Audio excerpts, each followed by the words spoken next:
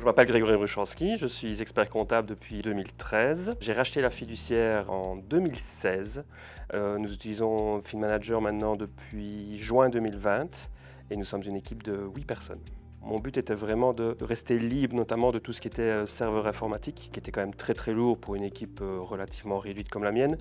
Et je pense qu'on a autre chose à faire que des maintenances informatiques. Et donc je me suis mis entre 2019-2020 à la recherche d'un logiciel. Très vite, FinManager s'est imposé de par justement cette simplicité et le fait qu'il soit en SaaS aujourd'hui est une véritable simplicité. Aujourd'hui, FinManager, c'est vraiment entre guillemets notre couteau suisse. On a d'une part cette base de données qui reprend l'intégralité des informations nécessaires du client avec toutes les obligations LAB, lettre de mission, etc. Mais on utilise aussi également énormément FinManager comme outil de communication en fait, vers nos clients pour faire les rappels TVA, pour simplement indiquer à notre client par exemple qu'on a déposé leur déclaration fiscale, parce que je trouve que c'est toujours plus chouette pour un client de savoir qu'on travaille quand même dans son dossier, même si on ne fait pas toujours spécialement quelque chose de relevant.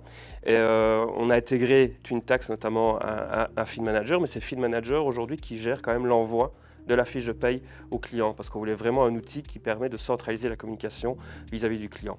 Puis à côté de ça, évidemment, c'est des tableaux de production qui sont beaucoup plus aisés que dans ma solution précédente, qui permet d'avoir une vue beaucoup plus simple de l'état d'avancement des différents travaux dans la fiduciaire et qui permet aussi de simplifier la communication avec les collaborateurs.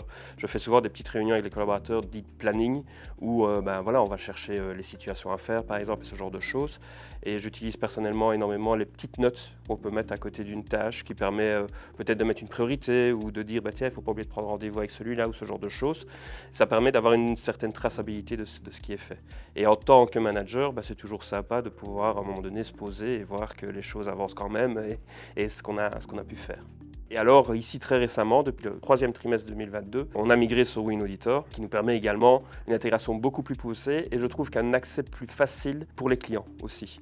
Donc on utilise principalement le portail de Feed et évidemment le portail de WinAuditor, mais cette intégration entre les deux permet aussi maintenant d'avoir qu'une seule porte d'accès pour les clients à leurs documents et à leur comptabilité et leur société de manière générale, parce que toutes les archives sont dedans.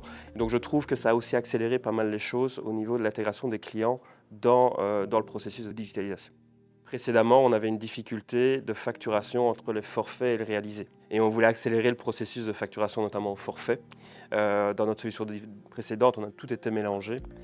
Aujourd'hui, on a la capacité de pouvoir sortir, entre guillemets, les forfaits en un seul clic automatique et pouvoir facturer, le cas échéant, la régie par la suite. Mais je vous avoue qu'en fait, l'outil est tellement pratique qu'au final, on se réunit avec mes deux associés pendant 2 heures par mois. On reparcourt l'intégralité des clients et on sort une seule facture. Ce qui est pas mal aussi, c'est évidemment l'envoi des factures automatiques aux clients. Avec cette personnalisation de mail, ce qui permet aussi de pouvoir, entre guillemets, savoir que c'est bien nous qui envoyons les documents. La possibilité de voir s'ils ont ouvert, pas ouvert, et puis l'intégration évidemment dans WinAuditor en un clic. Les évolutions et la mise à jour de FinManager, c'est tout simplement génial parce qu'on n'a absolument rien à faire. On est toujours très prévenu par le support de tout ce qui a été fait et je trouve que les plateformes d'e-learning aident beaucoup à pouvoir être autonomes dans la gestion. On accepte de mettre en place des nouvelles fonctionnalités ou pas dans FinManager. Donc tout ça est beaucoup plus simple que précédemment où on devait systématiquement faire un petit peu attention à comment évoluer les choses et devoir, entre guillemets, mettre en place nous-mêmes les éléments.